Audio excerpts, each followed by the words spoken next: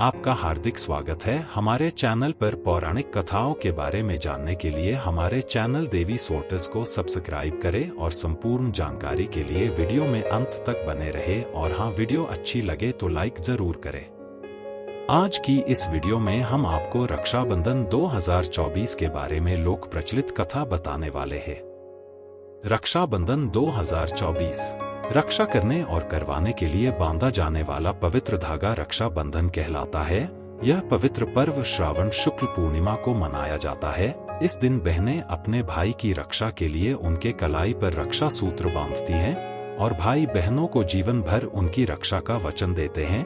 भाई बहनों के अटूट प्रेम का त्योहार रक्षाबंधन 19 अगस्त के दिन मनाया जाएगा। रक्षाबंधन मनाने से भाई बहन दोनों को दीर्घायु की प्राप्ति होती है।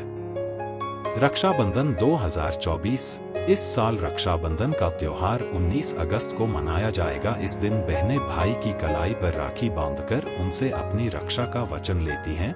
वैसे तो रक्षाबंधन के त्योहार से जुड़ी कई कहानियां प्रचलित हैं, मगर हम आपको बताने जा रहे हैं सबसे रोचक 4 ऐतिहासिक और पौराणिक कहानियां जिन्हें इस त्योहार की शुरुआत भी माना जाता है।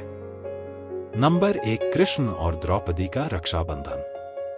रक्षाबंधन की सबसे पहली कहानी सबसे ज्यादा प्रचलित है।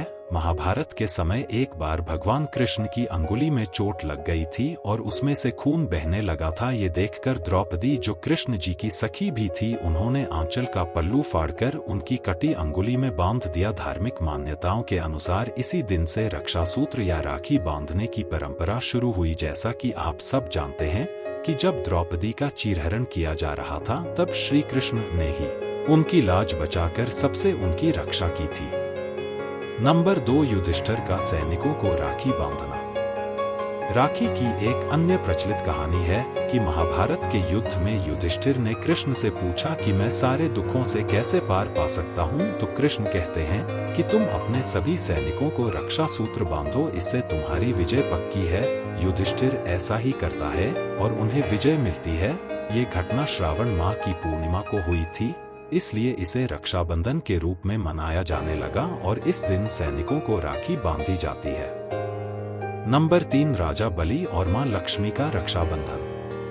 राजा बलि बड़े दानी राजा थे और भगवान विष्णु के भक्त थे। एक बार वे भगवान को प्रसन्न करने के लिए यज्ञ कर रहे थे। अपने भक्त की परीक्षा लेने के लिए भगवान विष्णु ने एक ब्राह्मण का वेश धरा और यज्ञ पर पहुंचकर राजा बलि से 3 पग भूमि दान में मांगी। राजा ने ब्राह्मण की मांग स्वीकार कर ली। ब्राह्मण ने पहले पग में पूरी भूमि और दूसरे पग ने पूरा आकाश नाप दिया। राजा बलि समझ गए कि भगवान उनकी परीक्षा ले रहे हैं, इसलिए उन्होंने फौरन ब्राह्मण की तीसरा पग अपने सिर पर रख लिया।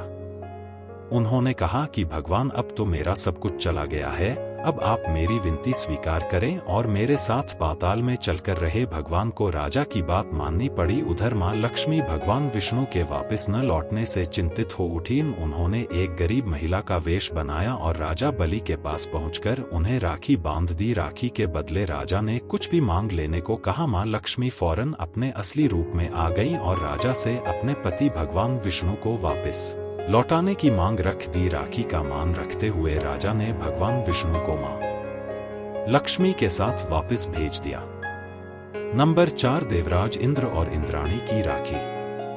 माना जाता है कि एक बार दैत्य वृत्रासुर ने इंद्र का सिंहासन हासिल करने के लिए स्वर्ग पर चढ़ाई कर दी। वृत्रासुर बहुत ताकतवर था और उसे हराना आसान नहीं था। युद्ध में देवराज इंद्र की रक्षा के लिए उनकी बहन इंद्राणी ने अपने तपोबल से एक रक्षासूत्र तैयार किया और इंद्र की कलाई पर बांध दिया। इस रक्षासूत्र ने इंद्र की रक्षा की और वह युद्ध में विजयी हुए। तभी से बहनें अपने भाइयों की रक्षा के लिए उनकी कलाई पर राखी बांधने लगीं।